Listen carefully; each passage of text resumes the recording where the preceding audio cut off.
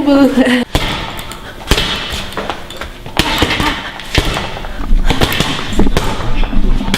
They thought I was crazy when I first started boxing.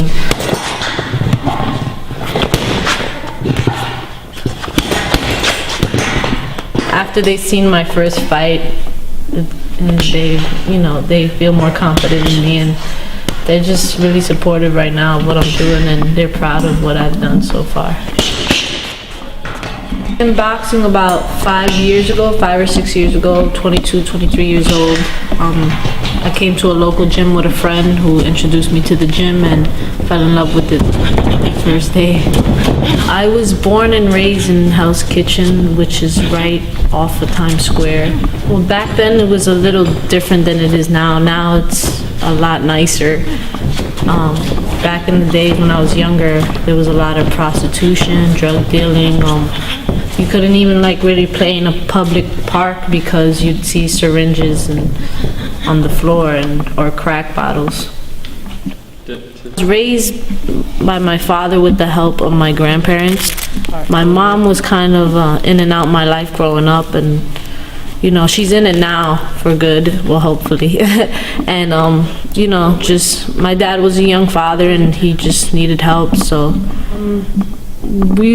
sports was a big part of my life. My dad got us involved in sports at a very, very young age, and he would always just bring us to games and make sure we get to games and things like that.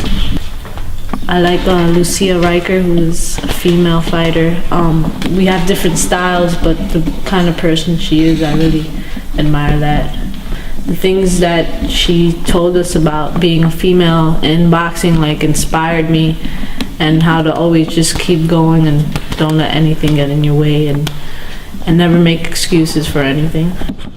She just maybe like a brawler who wants to just stand there and fight. Me, more of a mover, a boxer, a pure boxer. I like to kind of dance around my fighter.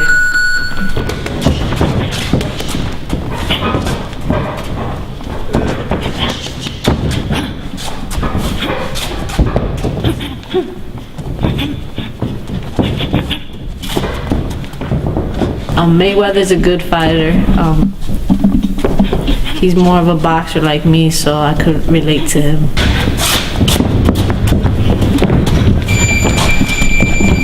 I'd wake up, I'd go running in the morning, maybe at 6:30, 7 in the morning. Go back home, eat breakfast, rest a little, go to the gym in the afternoon for 2 or 3 hours, go back home, and then probably go swimming 2 or 3 times a week in the evening. Training for boxing is different than you train to play basketball or baseball.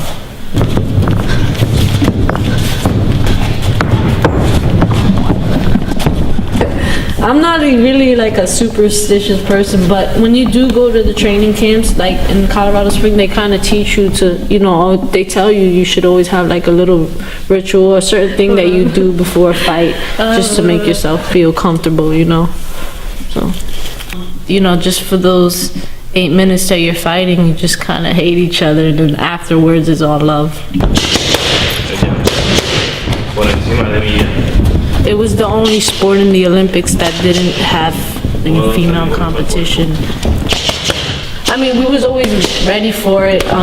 We kind of had a feeling what happened. We was just waiting for the announcement. Because they're making it an Olympic sport, I think women's boxing is improving, even for the pros. The Olympics, women only have 3 weight categories, and the men have 10, which is still very unfair. A lot of the girls had to move up or down in weight, which is a struggle for most girls, and some girls can't even make these weights, so they've been training since they were 10 years old and not going to be able to have the chance to try to make the Olympic team. And boxing is the only sport in the Olympics that's amateur, so just to have this opportunity to do something that what I've worked so hard for is, slowly coming true. I have a sponsor to get me to where I gotta go. His name is Pat Russo, and he is a former lieutenant for the NYPD. He actually runs our boxing club. It's Atlas Cops and Kids, and he's just always been a big help for us. Watch a lot of like old fighters and just how it came about and things like that. Like I would even go on YouTube and Google like an old fighter like Willie Pep who fought like in the 1950s and just, you know, see how the different styles are from how fighters fight now and things like that. You know, I try to attend as many fights as I can, or even just watch on TV. Always talking boxing with my friends, even though they don't know anything about it, but they listen.